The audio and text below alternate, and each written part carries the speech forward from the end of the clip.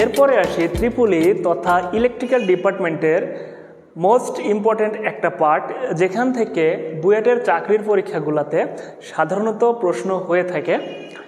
সেই পার্টটা হচ্ছে টেলিকমিউনিকেশন পার্ট। তো টেলিকমিউনিকেশন পার্ট থেকে আমাদেরকে যেগুলো পড়তে হবে সেটা হচ্ছে, দেখো যে প্রথমে আছে যে মডুলেশন এবং ডিমডুলেশন অংশ, বোঝা গেছে? মোস্ট ইম্পর্ট্যান্ট একটা পার্ট হচ্ছে মডুলেশন এবং ডিমডুলেশন। তো এই মডুলেশন এবং ডিমডুলেশন পার্ট থেকে যে টপিকসগুলো আমাদেরকে পড়তে হবে তার মধ্যে মোস্ট ইম্পর্ট্যান্ট হচ্ছে অ্যামপ্লিটিউড মডুলেশন। অ্যামপ্লিটিউড মডুলেশন, যেখান থেকে টেলিকমিউনিকেশন থেকে প্রশ্ন হলে সাধারণত প্রায় 50% টাইমই অ্যামপ্লিটিউড মডুলেশন থেকে প্রশ্ন হয়ে থাকে। এরপরে ইম্পর্টেন্ট পার্ট হচ্ছে ফ্রিকোয়েন্সি মডুলেশন। এই দুটা পার্ট হচ্ছে very very important part modulation part থেকে, ঠিক আছে? এরপরে যারা এসএই অথবা এই প্রিপারেশন নিচ্ছ, মানে সাব অ্যাসিস্ট্যান্ট অথবা অ্যাসিস্ট্যান্ট ইঞ্জিনিয়ারের প্রিপারেশন নিচ্ছ, তাদের দুই প্রিপারেশনের জন্য এই দুটা পার্ট মোস্ট ইম্পর্টেন্ট, বোঝা গেছে? আর যদি এই দিকে আসো তাহলে যারা অ্যাসিস্ট্যান্ট ইঞ্জিনিয়ারের প্রিপারেশন নেবা তাদের জন্য এই দুটা পার্ট পড়তে হবে। যারা সাব অ্যাসিস্ট্যান্ট ইঞ্জিনিয়ারের প্রিপারেশন নিচ্ছে তারা যদি মনে করে এই দুটা পার্ট বাদ দিব, সমস্যা নাই, তবে এই দুটা পার্ট যদি সাব অ্যাসিস্ট্যান্ট ইঞ্জিনিয়ার প্রিপারেশন নিয়ে পড়তে পারো তাও ভালো হবে। তবে অ্যাসিস্ট্যান্ট ইঞ্জিনিয়ারের যারা প্রিপারেশন নেবা তাদের এই দুটা পার্ট অবশ্যই পড়তে হবে, বোঝা গেছে? এরপরে দেখো পিসিএম, পালস কোড মডুলেশন।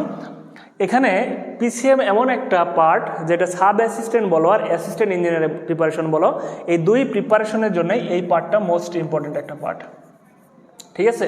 তোমাদের জন্য আর একটা খবর আছে, সেটা হচ্ছে আমি যে শুধুমাত্র চাকরির প্রস্তুতির কথা বলতেছি যে কোনগুলো পড়বো তা না, আমি ভিডিওর শেষে ডুয়েট অ্যাডমিশনের কোন টপিকসগুলো পড়তে হবে, মানে চাকরির সিলেবাসের সাথে ডুয়েট অ্যাডমিশনের সিলেবাসের পার্থক্য কোথায় এটাও দেখাই দিব, ঠিক আছে? অবশ্যই শেষ পর্যন্ত দেখিও। তো পিসিএম পার্টটা হচ্ছে মোস্ট ইম্পর্টেন্ট একটা পার্ট। এখান থেকে চাকরির পরীক্ষাতে যদি বললাম না টেলিকমিউনিকেশন থেকে যদি প্রশ্ন হয় তাহলে এই পিসিএম থেকেও প্রায় 30 থেকে 40% টাইমই প্রশ্ন হয়ে থাকে।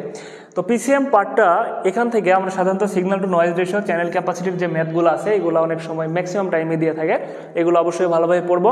এরপর আছে দেখো ডিপিসিএম, এই পার্টটা যারা এর প্রিপারেশন নিবা তারা দেখতে পারো, এসএ এর প্রিপারেশনে না দেখলেও সমস্যা নাই, বোঝা গেছে?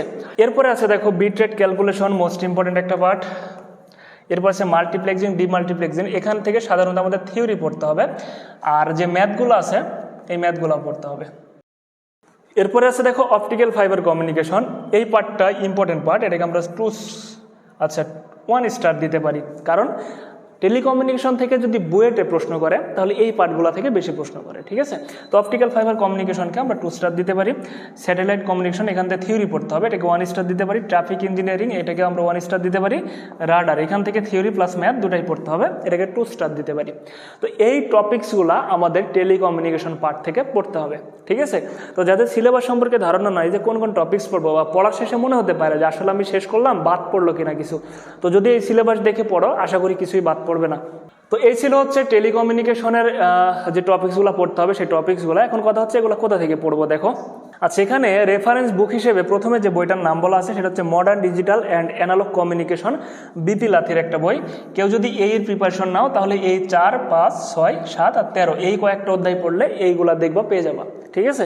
এরপরে আছে communication system analogue and digital, doctor Sanjay শর্মার বই, ঠিক আছে? সঞ্জয় শর্মার বইয়ের এই কয়েকটা অধ্যায় ভালোভাবে পড়তে হবে। তো কেউ যদি অ্যাসিস্ট্যান্ট ইঞ্জিনিয়ারিং প্রিপারেশন নাও আর ইংলিশ রাইটারের বই থেকে পড়তে চাও তাহলে এই কয়েকটা অধ্যায় তোমাদেরকে দেখতে হবে, তাহলে টেলিকমিউনিকেশন পার্টটা ভালোভাবে কাভার হবে। তবে কেউ যদি সাব অ্যাসিস্ট্যান্ট ইঞ্জিনিয়ারিং প্রিপারেশন নিতে চাও তাহলে ওই যে বললাম এই 3টা গাইডের মধ্যে যে কোনো একটা গাইড ভালোভাবে ফলো করলে হয়ে যাবে।